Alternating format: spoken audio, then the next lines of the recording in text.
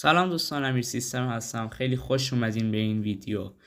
این روزا همه ما داریم از اینستاگرام استفاده میکنیم و اصلی ترین دغدغمون اینه که این اینستاگرام نسخه ویندوز نداره و نسخه وبش هم بسیار سرعت پایینی داره.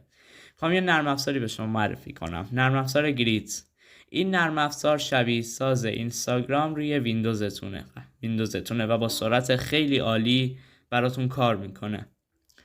خب بریم برای نصبش. قبل از همه لایک و کامنت یادتون نره، سابسکرایب کنید چنل رو و زنگوله بغلش هم بزنید.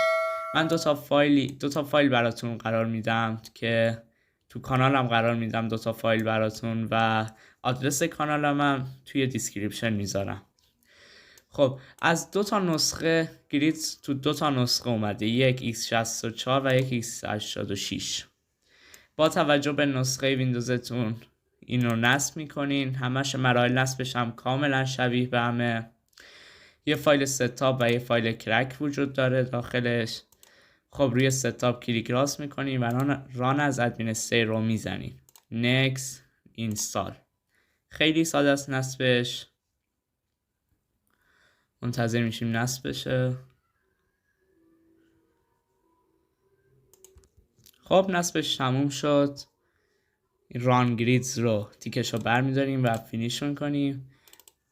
پوشه کرک یه دونه نرم افزاری، یه دونه فایل وجود داره، اینو کپی میکنیم و داخل فایلش کپی میکنیم، پیست میکنیم.